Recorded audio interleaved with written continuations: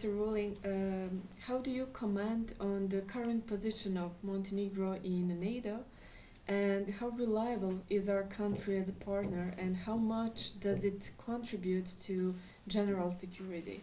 Thank you for the question. First off, NATO is made up of 32 countries, as you well know, and Montenegro is a vital member of that alliance, the strongest alliance that I think that we've had in Europe in history, probably. Montenegro plays a large part. Montenegro contributes soldiers to several different missions, to the NATO mission in Iraq, to the NATO mission in Kosovo. They're a strong advocate for Montenegro in Brussels at the NATO Military Committee, the North Atlantic Council. And so, the short of that answer is that Montenegro remains a vital member of NATO and a vital contributor to overall European security. And does NATO recognize Russian influence in Montenegro, and does that influence maybe pose a threat to NATO and the countries in the region also?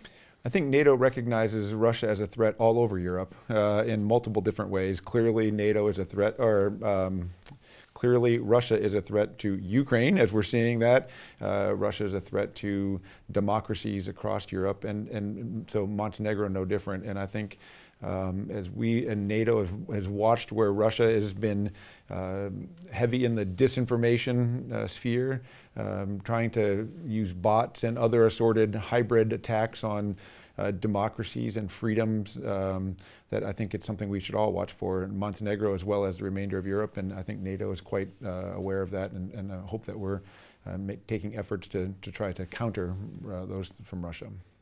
Yeah. And what do you see as the biggest threat to peace and stability in the region of Western Balkans?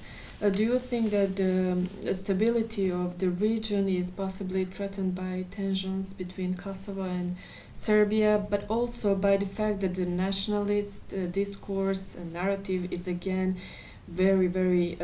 takes a very important place in public sphere? I would say that the largest threat to peace and security in the Western Balkans is a little bit like my answer to the last question, the disinformation and lack of transparency that comes out of Russian and others that wish to not promote stability.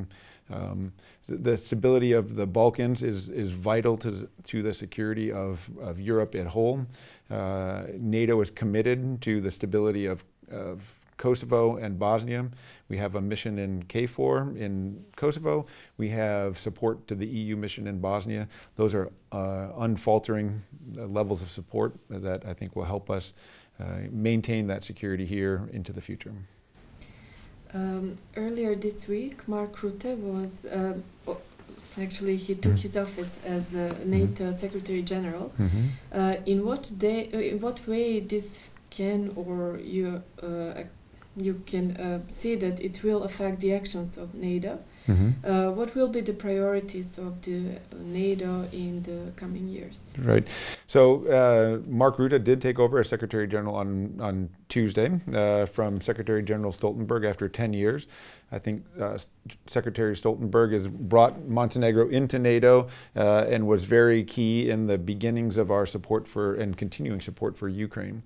Secretary General Rutte will come as a former Prime Minister, 14 years as a Prime Minister, so he brings an experience level, a cohesion building, a team building mentality as a leader. And as he takes into NATO at these challenging times, he has three priorities that he's expressed. This first and foremost is the continued support to Ukraine.